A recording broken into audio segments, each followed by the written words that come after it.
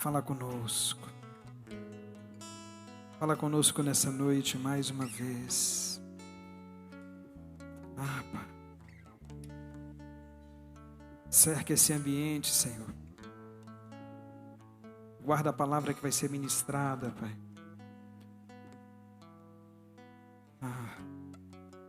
Que ela entre o mais profundo do nosso coração. Fala conosco. Fala conosco. Fala conosco. Nós queremos te ouvir. Amém, meus amados. Queria chamar a nossa irmã Flávia aqui. Flávia é um presente do Senhor aqui para a nossa casa, uma amiga. Sempre traz uma palavra do céu para as nossas vidas. Queria convidá-los agora para estenderem as mãos para cá, para nós estarmos orando pela vida dela.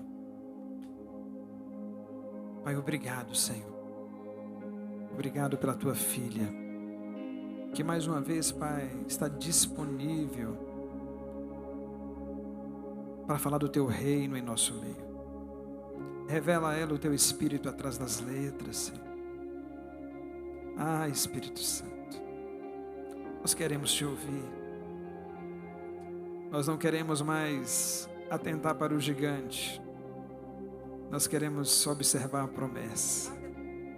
Tira os nossos olhos hoje, Senhor, das circunstâncias.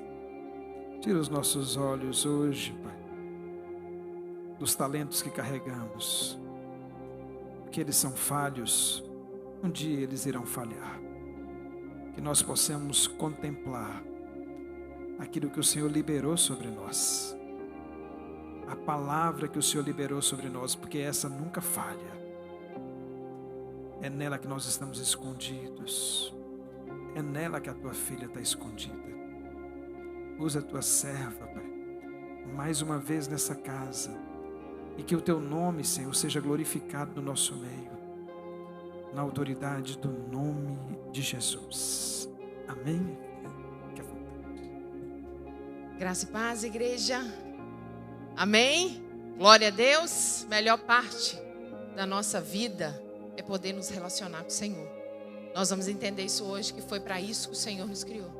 Foi para isso que Ele pegou, da forma como está narrado lá, um pouco de terra e criou.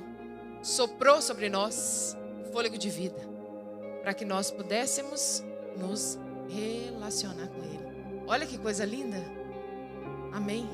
Que o Senhor tenha misericórdia de mim, tenha misericórdia de nós, para que nós possamos conseguir fazer aquilo que o Senhor nos deu como revelação, que é ler, estudar a sua palavra.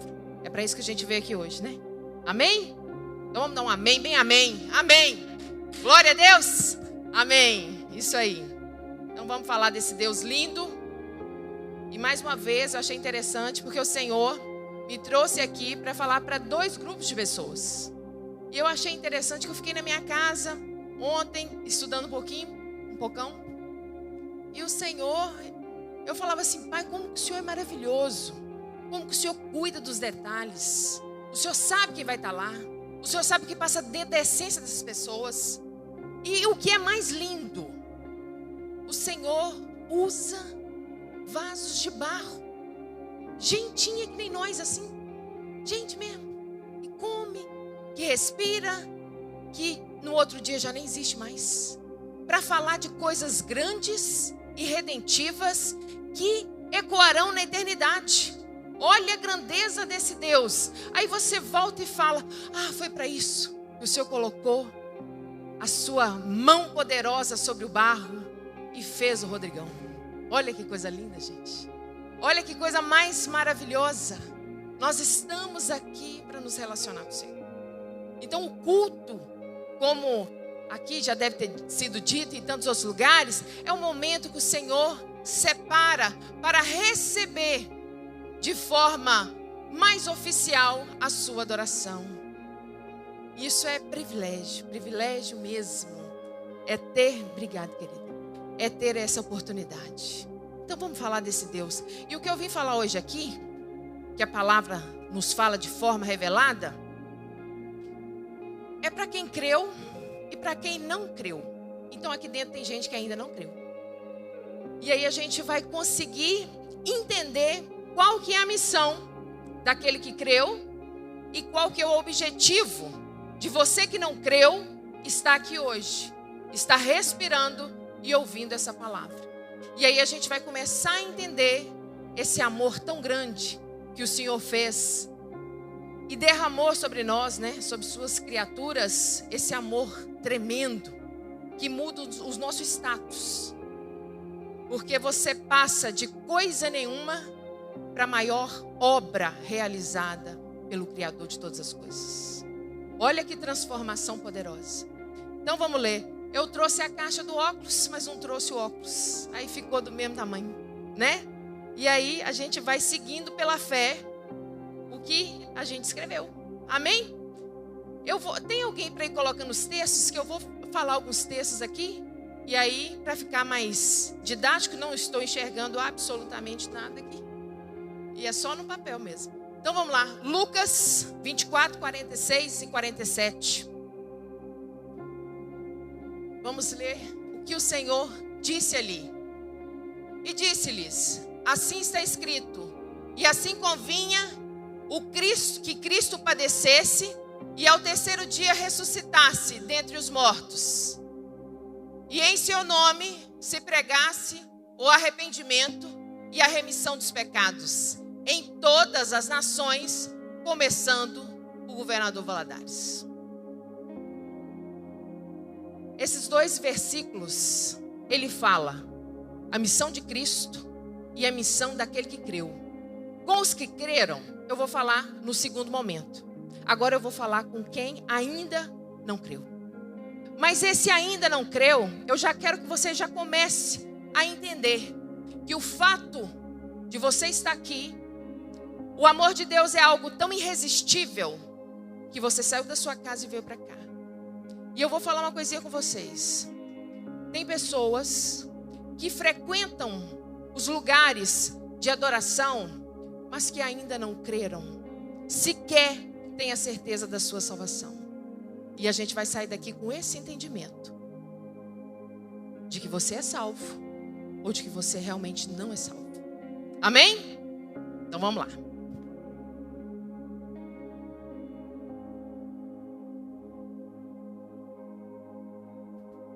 Eu não estou enxergando, mas eu conheço um pouco a passagem. E o que que fala aqui? Vamos entender o contexto. Traz cá, se servir, está na mão. Vamos, que eu não estou enxergando mesmo. Trouxe a caixa, não trouxe o óculos. Obrigada. Mas vamos lá então. Não precisar o óleo. O contexto aqui é Jesus já ressuscitado, vindo falar para aqueles que caminhavam com ele, mas que não entenderam nem o recado, porque tinham dúvida se era ele mesmo. Porque se você caminha hoje com a pessoa e você sabe que Deus é com ela, ela fez os maiores sinais e maravilhas que até então ninguém nunca tinha visto.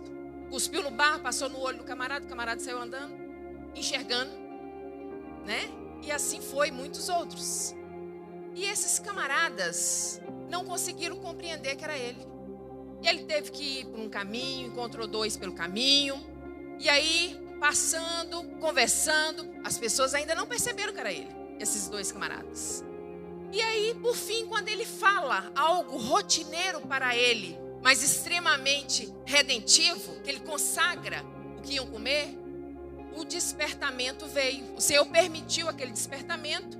E ali naquele caminho de Emaús, eles começam a entender. E a palavra fala que Jesus desapareceu da frente deles. E aí aparece depois para o resto do pessoal que andava com ele, que viu as maravilhas que ele fez, mas que estava ali naquela dúvida. E aí o que acontece? Ele entra lá, pede um peixinho, come esse peixinho com mel, e o povo começa a entender que era ele. Só que nesse contexto, ele fala assim, lá no verso 44, coloca para nós, Lucas 24, 44. Vou olhar mais aqui, Lucas, acho que vai ser melhor. Vamos começar a ver o que ele vai falando. E disse-lhes: são estas as palavras que vos disse, estando ainda convosco, que convinha que eu cumprisse tudo que está escrito, que cumprisse tudo que de mim estava escrito na lei de Moisés, nos profetas e nos salmos. Moisés, profetas e salmos era lei máxima, né? O que estava escrito ali para eles ainda até hoje, batido o martelo. Procede, continua fazendo favor. Então abriu-lhes o entendimento para que se compreendessem as escrituras. Se ele não abre, você não compreende. Se ele não te dá o start, você não capta o que ele está dizendo. E ele disse ali claramente que houve esse despertamento, houve esse chamamento, né, da parte do Senhor. E aí, é o que nós acabamos, né, de ler. E assim está escrito: e assim convinha que o Cristo padecesse e ao terceiro dia ressuscitasse dentre os mortos. E no 47 fala: e em meu nome se pregasse o arrependimento e a remissão dos pecados em todas as nações, começando por Valadares.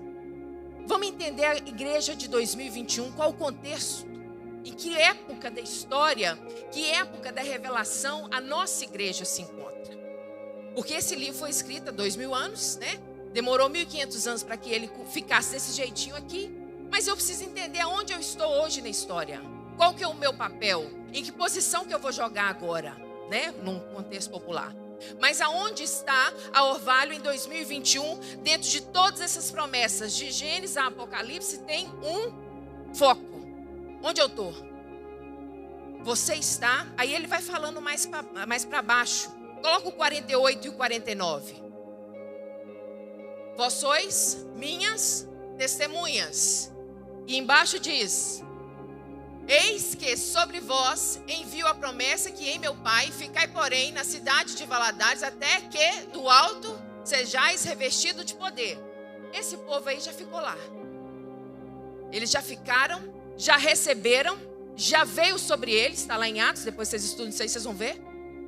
Caiu, veio o Espírito Santo de Deus. A partir daqueles 120, o evangelho foi pregado, chegou em Governador Valadares. Nós somos frutos dos 120. Então aqueles permaneceram, foram para o mundo. E a coisa aconteceu. Só que com isso tudo, passou-se 2000 anos. Ó, tem um negócio ali também. Agora que eu também não estou enxergando. 2000 anos se passaram. Se havia uma promessa há 2000 anos, quem dirá agora o cumprimento dela? Nós sabemos, se você for estudar, você vai ver que as coisas são cumpridas com data, hora e modo estabelecido na agenda do nosso Deus. Aí aqui eu preciso entender, se eu vim falar para aquele que creu e para aquele que não creu, eu quero que vocês entendam uma coisa, que por misericórdia, o nosso Deus ainda age com graça sobre aqueles que não receberam a graça de graça. Então nós temos hoje um entendimento que o Espírito Santo de Deus já desceu, sobre nós já há uma autoridade. E quando você estuda aquilo ali, quando você começa a entender que o contexto de receber o Espírito Santo de Deus te dá poder. Hoje eu posso pregar, e o que eu prego é poder, é a voz do Senhor. Se você hoje sabe, ele já nasceu da Virgem, cresceu, ministrou durante os 3 anos, morreu, ressuscitou, subiu. Quando ele sobe, ele fala: vou mandar um aí. Mandou o Espírito Santo de Deus. E quando manda o Espírito Santo de Deus, vem com isso uma ordem direta. Você recebe, além de receber a alegria do que está escrito lá, de ser revestidos de poder, você consegue saber, porque a palavra te afirma, você passa a receber o próprio Deus dentro de você. O Espírito Santo de Deus, lá em João, fala que ele habita dentro de você. Não tem como você perder o Espírito. Eu já falei isso aqui uma vez. Ele precisa, como tem em Efésios, você ser cheio do Espírito. Mas ser cheio do Espírito é a sua caminhada, é a sua santificação diária.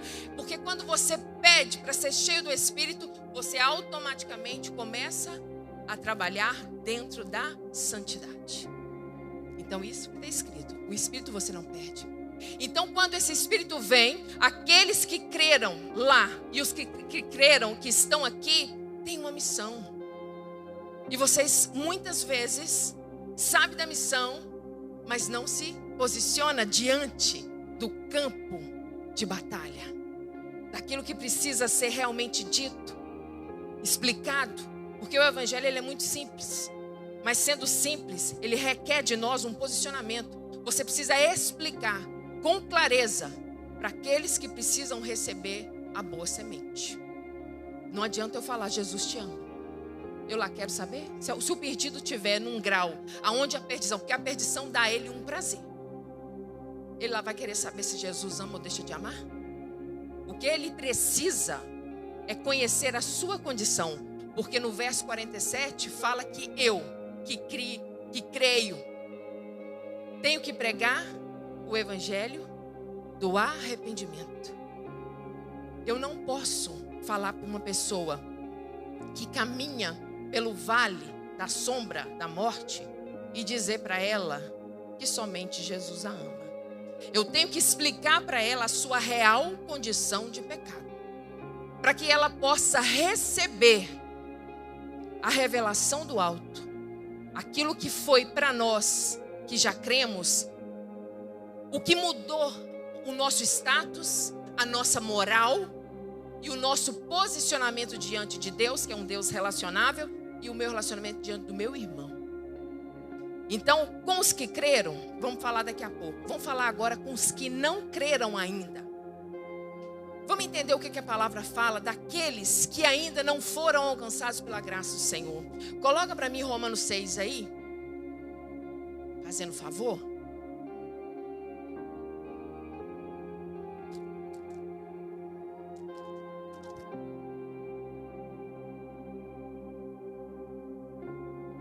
Quando você começa a dar uma lidinha aqui em Romanos 6, a partir ali do verso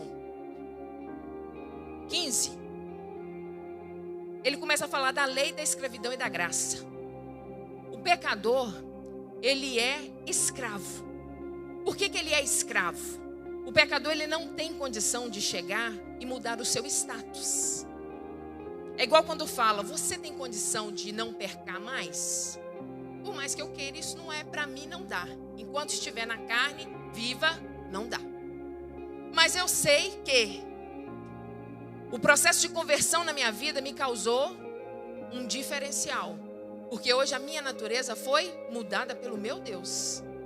E aí nós vamos descobrir como que isso acontece em nós, né? Vamos ver que o tempo não é muito crente, mas eu vou pregar aqui esses 27 minutos que me restam para a gente conseguir entender isso aqui. E lá fala que nós somos escravos. A partir do verso 16 fala assim: não sabeis que daquele a quem... Vamos lá, versos 16. Não sabeis vós que a quem vos apresentastes por servos para lhe obedecer, sois servos daquele a quem obedeceis, ou do pecado para a morte, ou da obediência para a justiça. O que ele está falando aqui é, se você optou, se você, não é nem optar, se você está na condição que te agrada, mas que é condutora para a morte eterna, você é senhor disso que você obedece.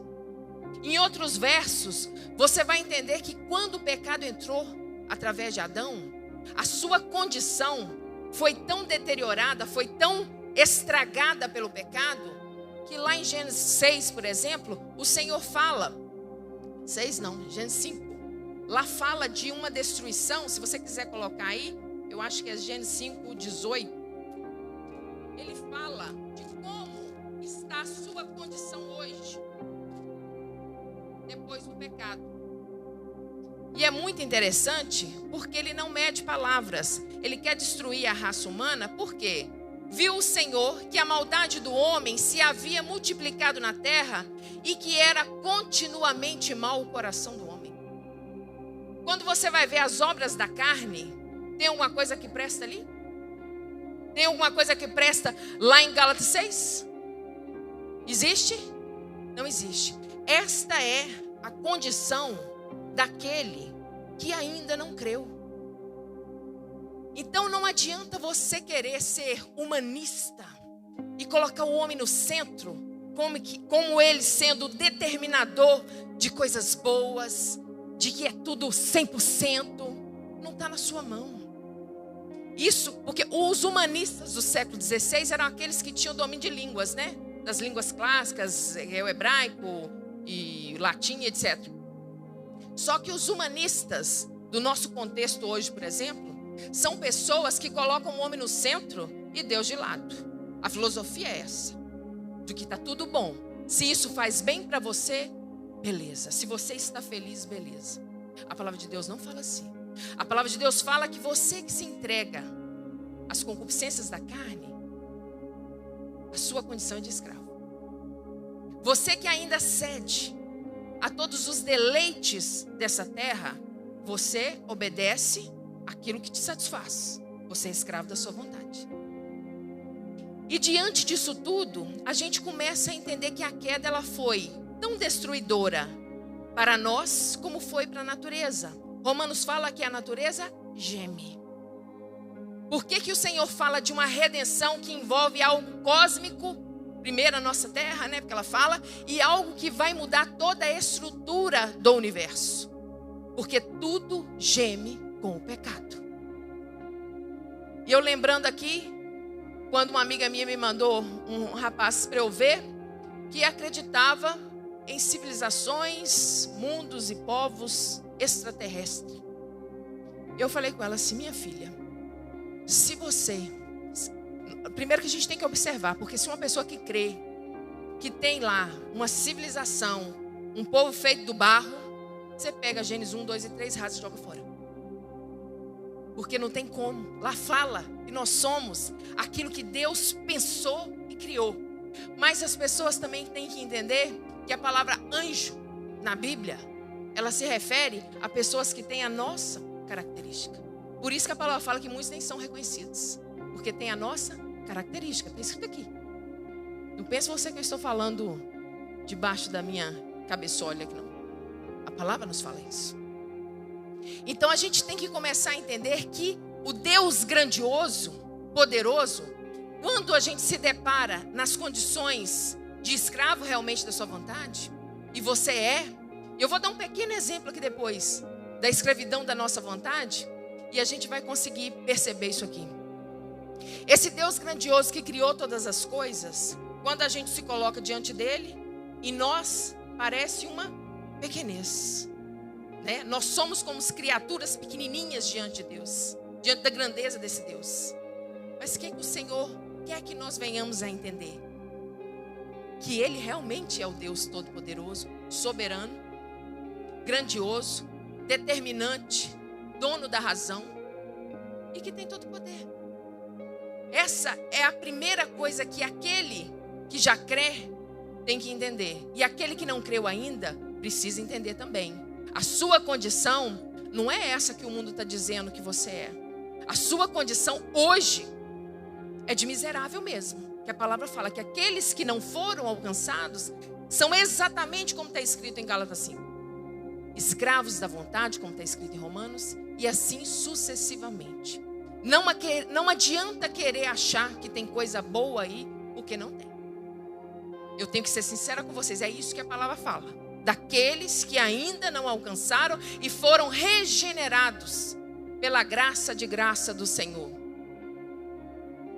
E a gente muitas vezes não se dá esse start para entender.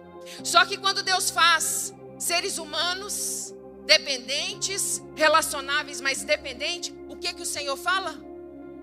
Ele começa a explicar para nós que nós somos a sua grandeza. Ao mesmo tempo que a gente consegue perceber, a gente consegue ver que nós somos pessoas que Deus fez para poder receber a maior dádiva, que é nos relacionar com o Senhor. Isso que hoje nós temos, a capacidade que nós temos hoje de nos comunicar com o Senhor e ver as suas respostas, é o que faz com que o ser humano se torne a pessoa especial que ele é para o Senhor. Você hoje só é especial porque o Senhor te colocou na condição de ser uma pessoa relacionável com Ele. Então você recebe essa maravilha, e você tem que começar a entender que você não é qualquer coisa. Tá dando para entender? Eu passo a ser alguma coisa realmente quando eu consigo entender que eu sou alguém que Deus criou para que pudesse haver um relacionamento entre eu e Ele. E esse relacionamento, a palavra fala que vai ser eterno. O nosso Jesus entregará o reino na mão do nosso Deus, para que o nosso Deus possa ser Deus em nós eternamente. Não é qualquer coisa a sua posição. Aquele que creu recebe a maior maravilha. A maravilha que Adão recebeu e não soube, e não quis, melhor dizendo, usufruir. Ele sim tinha liberdade para escolher entre fazer o certo e o errado. Depois que ele errou, nenhum de nós tem essa condição. O que nós temos é a liberdade de querer cumprir ou não aquele compilado da lei que está em Êxodo 20, que são os 10 mandamentos.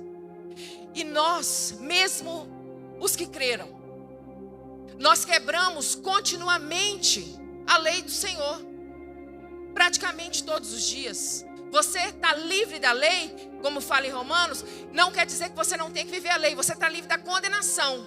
Porque se hoje eu pratico a quebra de um dos 10, eu tenho um advogado fiel que conhece o meu coração e me restitui, por misericórdia, a condição de ainda andar.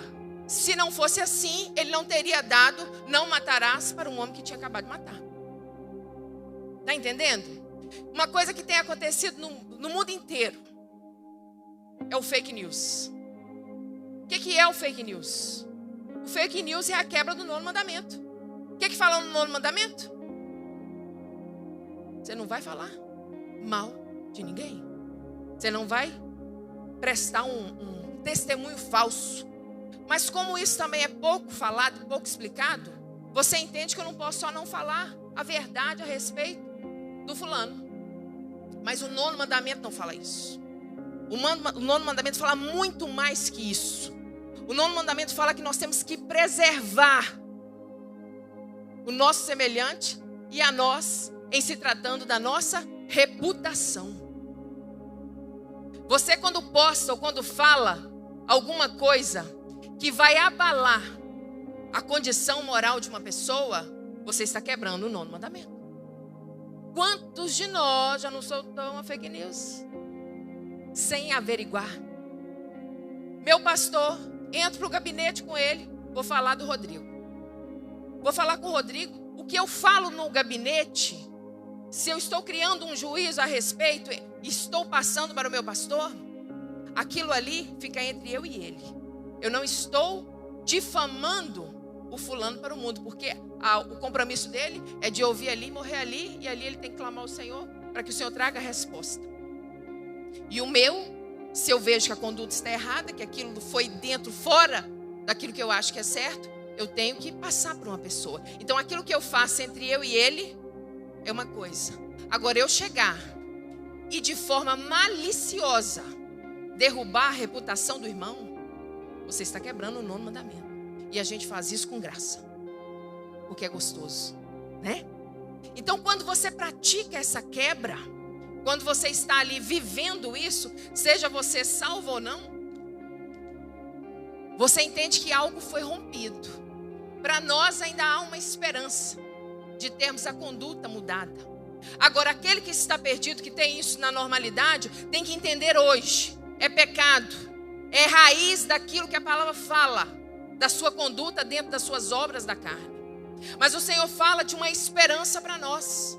Porque lá, quando a história é narrada, e Gênesis fala que ali é a Gênesis do homem e da terra, né, dos céus e da terra, ele fala que quando o homem caiu, veio para nós uma promessa, e essa promessa já existiu, é o que eu falei com vocês no começo.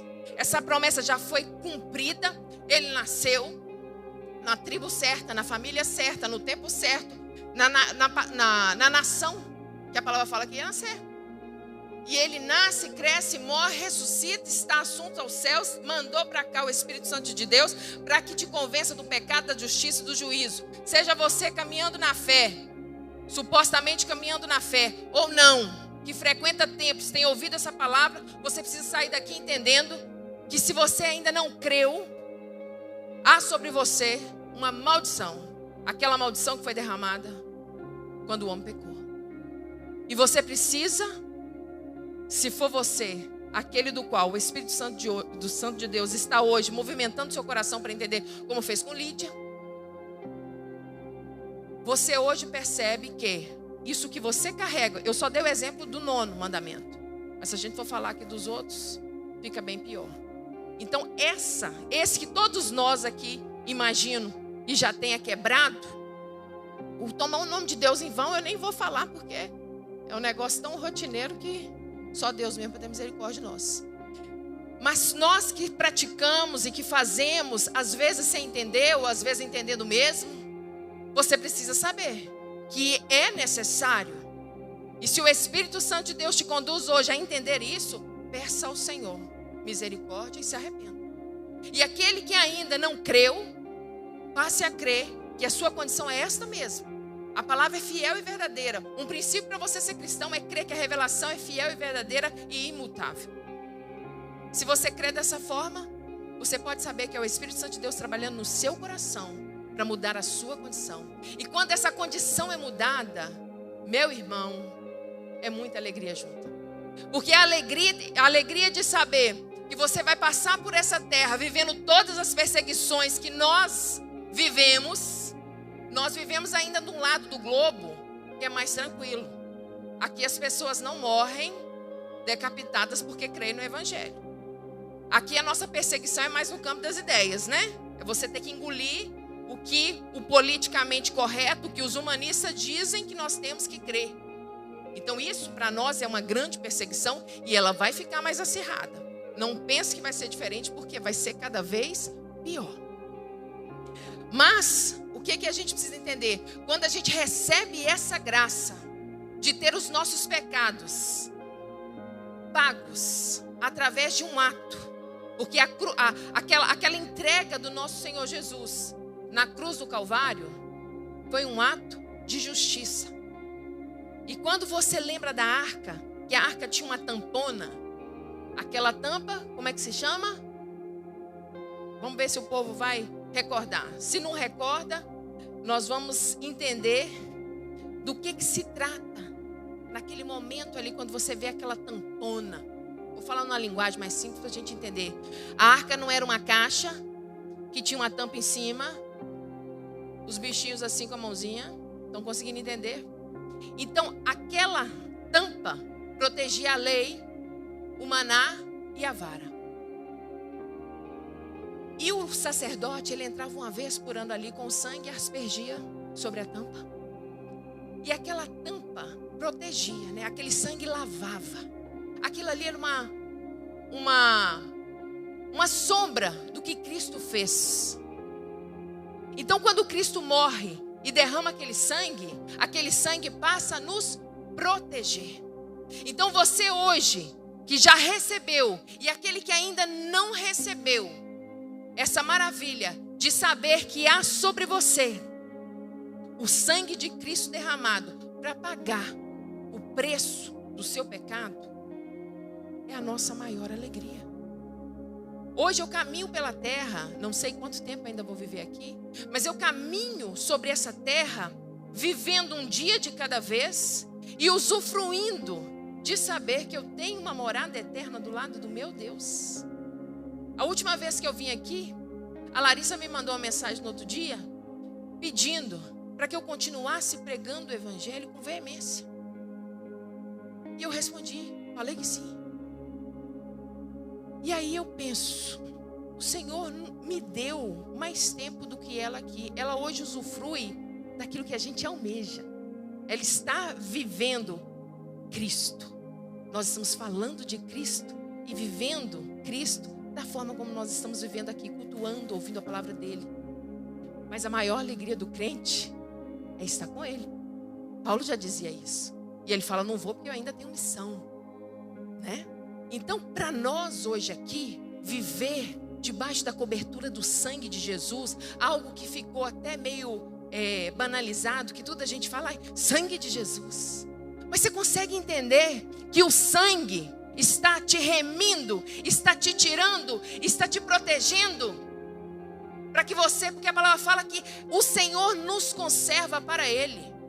Para que nós possamos passar por aqui e conseguir ser preservado e, no mínimo, conseguir entender o que a palavra fala daquele compilado da lei que são os 10 mandamentos.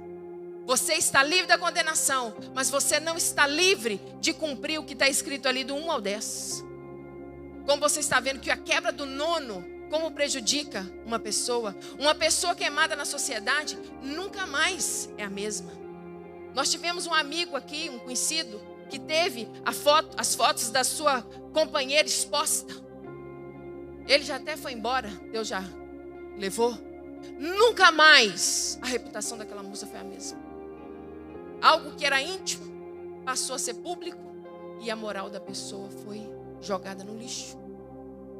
Tem condição uma coisa dessa? E a gente pratica a quebra do 9º mandamento sem pensar meia vez. Fulano fez isso. Aí o outro fala, fulano fez isso, fez aquilo outro. Por que não foi no fulano e perguntou, por que a gente não faz isso? Perguntou por fulano, você fez isso? Porque se você fez, está errado. Mas não. O que é em nós prazer é acabar com a reputação do nosso irmão. E quando fala lá preservar, eu acho que o pastor já está trabalhando o catecismo de Westminster aqui, você falou comigo, né? Então, ele ali, você começa a ter uma noção, é tão simples, só você pegar e entender ali, porque no original, às vezes você não tem a palavra, mas hoje a gente tem como estudar, tem fontes. E vocês, graças a Deus, tem um casal de pastor aqui que é bênção. Os outros também que estão no auxílio pastoral são bênção. Pessoas que têm compromisso, pessoas que buscam conhecer a verdade, estudar a verdade para poder ser passada. A palavra fala que o ofício de pastor é pastor e mestre. Ele tem que estudar muito mais do que a gente, que somos assessoriados por eles. É uma vida de estudo contínuo, porque essa palavra é grande, gente. Quando você pega uma palavra no original, tem que transformar para você entender um contexto, porque a sua tradução, por melhor que seja, ela é deficiente. Até hoje, eu garanto a vocês, eu falo sem medo de errar, que para alguns, o 9º mandamento era só você não falar que ele não fez aquilo. Isso aí eu falo com categoria. Muitos aqui pensavam dessa forma. E o 9º mandamento vai muito além disso. Então comece a entender qual que é a posição do servo, qual que é a posição daquele que creu. É cumprir a lei, sim. É estabelecer a lei, sim. Porque você hoje já foi liberto da condenação. Para você só cabe isso. Conseguir pedir o auxílio do Senhor para viver a plenitude nessa terra. E viver a plenitude nessa terra é passar por todas as situações, dando glória a Deus e entendendo que o nosso Deus é conosco. É 40 anos no deserto, mas sabendo que Deus é conosco, sabendo que há uma promessa, que tem uma promessa para a minha vida. Se o Senhor tirar hoje o fôlego de vida da minha vida, eu tenho certeza plena que eu vou para o céu. Por que você tem certeza plena que você vai para o céu? Um tempo atrás uma pessoa falou comigo assim, não é muita arrogância a pessoa falar que é salva. Como é que ela vai saber que é salva? Eu vou saber que eu sou salva porque eu creio no que a palavra fala. O que a palavra fala? Eu até anotei aqui para mim não me lembrar rápido, né? Que a cabeça da gente, depois de uma certa idade, a gente começa a dar umas variadas. Coloca Romanos 10, 4. Aquele que ainda não creu, mas que passou a crer agora. Olha o que a palavra fala. Porque o fim da lei é Cristo, para a justiça de todos aqueles que crê. Aquela justiça ali é aquilo que ele fez lá na cruz do Calvário. Ele pegou a sua culpa, assumiu a sua culpa e teve como pagar para que você hoje pudesse viver aqui ainda, usufruindo de uma certeza eterna. Então eu sei que se hoje você aqui começa a ter essa mudança, essa metanoia, e entender a sua condição de pecado, e entender que o evangelho do arrependimento está sendo pregado para você agora, te dando a condição de reconhecer, e você está crendo nisso, que houve um lá que pecou. O pecado de Adão fez com que você recebesse uma condenação eterna, fez com que a terra que você vive gemesse, porque ela vai falar que ela geme. Nós tivemos um tsunami, que foi aquele que abalou toda a costa lá da Ásia. Falaram conosco que eram 2 milhões de pessoas, né? Mas a gente sabe que os missionários foram lá fazer missões logo depois, os pastores, e foi um número muito maior. A palavra fala também que quando Deus quer trazer juízo para a terra, Ele faz o que Ele quer. A água passa do local até onde ele determinou, por ordem dele. Então a terra geme. Nossa, o Brasil treme terra todo dia, mas não como treme no Japão, por exemplo. Porque a gente está com uma placa mais certinha, né? Só que quando dá um tique-tique, hoje os prédios lá são construídos de forma diferente, mas a gente tinha um amigo, Deca, que passou por um terremoto, acho que foi escala 9, né? E ele viu que a gente é finito. E ele só não morreu porque Deus não permitiu. Então você está numa estrutura toda certinha e com segundos ela vira abaixo. A terra está gemendo. Um tsunami é a mesma coisa. Desce uma placa, sobe outra, a água vem e vai embora. E ganha força. Então o que acontece conosco? A palavra não está mentindo. A terra mesmo geme. E quanto a nós, penamos. Aquele que ainda não creu, você pena. Não adianta você se enfeitar. Não adianta você ter a melhor casa. Não adianta você ter a melhor foto nas redes sociais. Porque você geme. A palavra fala que a sua condição chega a ser desagradável, para não usar um outro termo. É nojento. O pecado, ele é asqueroso. Quem teve problemas, vamos supor, com pornografia, que hoje caminha com o Senhor, teve a metanoia realizada através do Espírito Santo de Deus, a mudança de mente. Você não consegue compactuar com imagens que remetem ao lixo moral.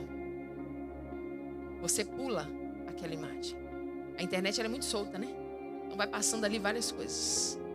E tem uma outra coisa. Quando você se depara com aquele lixo moral, aquilo fica perpetuando na sua mente. Eu não sei, porque eu não sou da área, mas aquilo fica virando ali dentro da sua mente. Então, quando a sua candeia está num lugar mais alto, ela ilumina. Então, se você tem os olhos puros para essas coisas, não que você não tenha pecado, mas que você hoje consegue ver as coisas de forma diferente, o que acontece? Você é luz para o mundo. Luz para o mundo.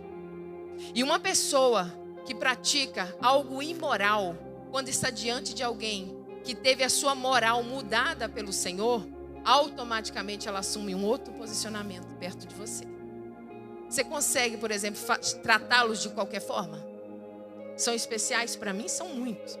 Mas a condição de santidade que ele carrega com ele não me permite chegar diante dele, do Rodrigo, da minha irmã Silvana e de tantos outros que caminham conosco. Tem como eu chegar perto de vocês de forma imoral? Não dá. Não dá. Você vê que até as pessoas que têm um mínimo entendimento, quando entra dentro de um templo, ele se posiciona. Você pergunta para uma pessoa que não tem compromisso nenhum com a fé, se ela pode entrar de qualquer jeito aqui dentro. Ela fala que não. Tem que ter uma postura, né? Agora, eu sou carola por causa disso? Não. Eu simplesmente cumpro aquilo que a palavra fala. A minha moral foi mudada. Os meus valores são outros. Eu tenho que entender isso. Eu tenho que ter essa consciência. Aquele que creu.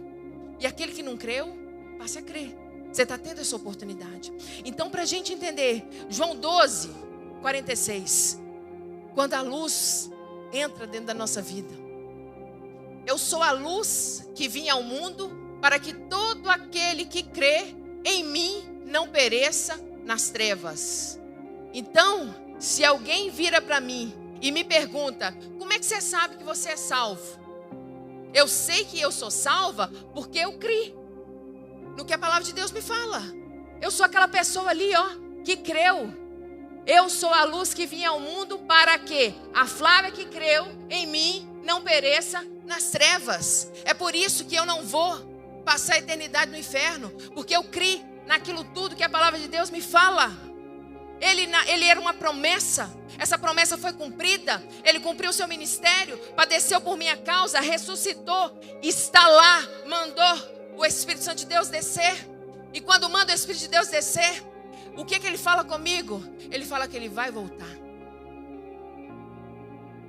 se você não creu que ele era uma promessa e foi cumprida, e que subiu e que vai voltar, fica difícil para você entender o contexto que você está. A maior certeza que nós temos é a salvação. Agora, por que eu sei que eu sou salvo além de crer? Porque eu sei que a minha salvação não dependeu de mim em nada. A garantia da minha salvação é Cristo. Eu sei que Deus pagou o preço. Eu sei que Jesus pagou o preço da satisfação de Deus. O propiciatório era isso, essa tampa. Era você propiciar algo para satisfazer a vontade de alguém.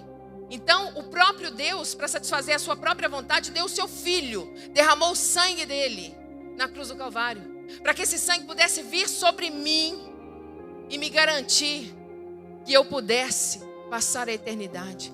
Então, hoje, você ter a certeza e o peito cheio para afirmar: eu sei que eu sou salva. Você está simplesmente anunciando e confirmando o que a história, o que a Bíblia, o que eu sei pela fé que foi cumprido. O maior orgulho para o crente, e esse orgulho é um orgulho bom, a maior alegria, o maior gozo do crente é abrir a boca e dizer: eu sei que eu sou salvo porque eu criei na obra perfeita do Senhor. Então, meu irmão, você que ainda não creu, caminhando você na fé ou não, passe a crer. O Senhor te trouxe aqui, o Senhor te atraiu para isso. Se você já caminha aqui há mais tempo, se você já até desceu as águas, mas que tinha dúvida da sua salvação, você que tinha dúvida que porventura hoje estava bom, amanhã você está ruim, amanhã acaba de eu perder minha salvação amanhã. Acorde para a vida, meu irmão. Acorde para a vida. Da mão dele ninguém te tira. Se você ainda não está na mão dele, você vai ter essa oportunidade agora de crer. Não precisa chamar ninguém aqui na frente para poder mostrar que creu. Porque eu conheço muita gente que veio na frente e tem uma vida terrível, porque não houve uma consciência clara da sua condição de pecado, de que ele precisa se arrepender e ele precisa crer no que Jesus fez através da sua obra completa, e não teve sua vida mudada. Sabe como que eu vou saber que a sua vida foi transformada? Quando eu tiver notícia que o ambiente do qual você vive foi transformado, porque a sua condição moral mudou. É aí que eu vou saber. Se você é caloteiro, você vai parar.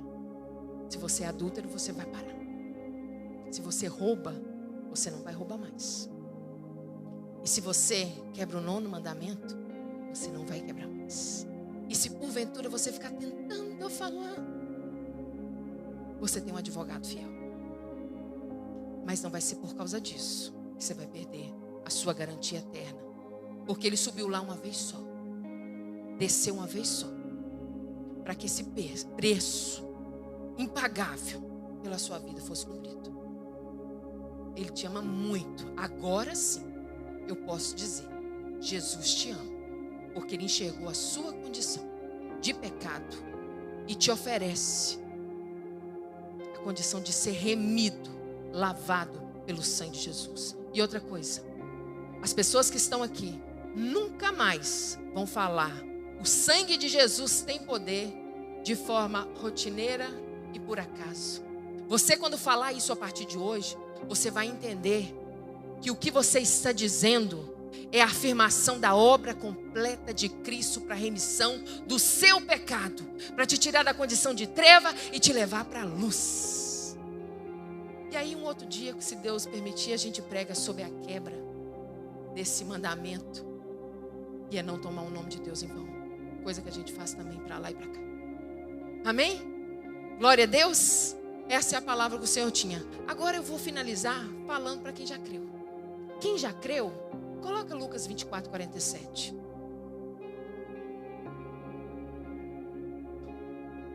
Eu vivo ainda por causa desse versículo.